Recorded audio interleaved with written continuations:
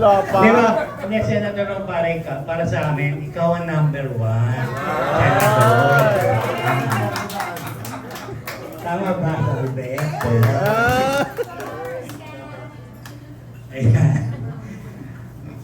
Sen, pinatanong mo yung pelikula mo ikaw ba wala kang balak tumakbo presidente sa 2020? Ay!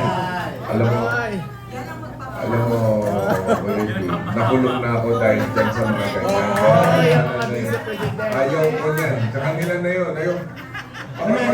Makatulong lang tayo dito ng senator. Okay na yan. Ayaw ko.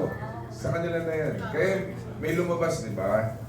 Na pinaputok nila sa social media. Pagka na-impeach daw si Inday Sara, ako papalit. That's fake news. No?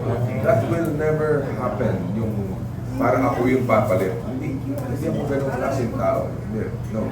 Saka wala po akong ambisyon dyan. Wala na. Maybe noon nangarap ako, but no more. Okay. Okay.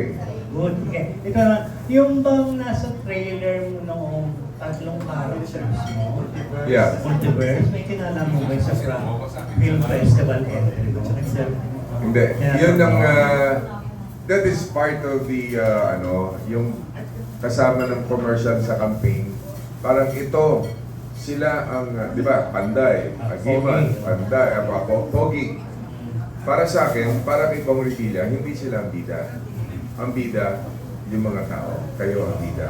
Pero kung ano ang gusto nilang pelikula ang gawin ko doon sa tatlo na yun, gagawin ko. Papasurvey natin yun. Pwede rin naman pagsamahin sila sa isang pelikula. Treating kasi. Ang hirap lang. Ano mahirap Parang yun? palit-palit ka ng costume, disco mo. Okay, thank you very much. Good luck. Ito ako susunod ang tatanong. Okay. Ito na, Senator mo, your friend,